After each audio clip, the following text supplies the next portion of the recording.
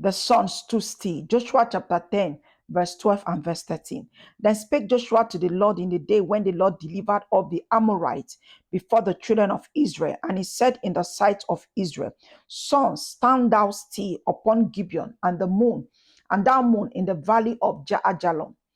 And the sun stood still, and the moon stayed until the people had avenged themselves upon their enemies. Is not this written in the book of Jeshua? So the sun stood still in the midst of heaven and hasted not to go down about a whole day.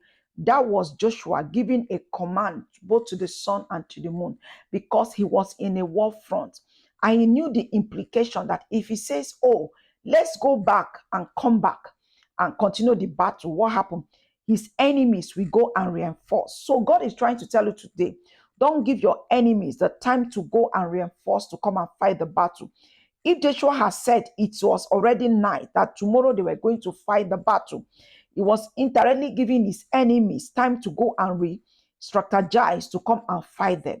At the same time, what God wants you to learn from that is that try on means to beat up the deadline. Yes, perhaps you are writing a project or you are carrying out an assignment and you were given a particular time to submit that project or to end it. Don't say tomorrow I will go and explain myself. No, there is no room for explanation and there's no room for excuse. Try on means to beat up the deadline. That's exactly what Joshua did. He spoke to the moon and spoke to the sun. Stop, because this battle must end today.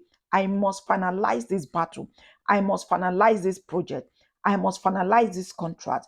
I don't have time to go and explain. I don't have time for, there's no time for excuse.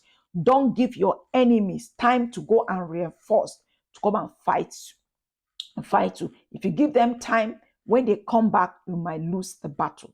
That was why he said the sun should stand and the moon should stand still until he's done fighting the battle. And he actually conquered his enemy that day. God bless you.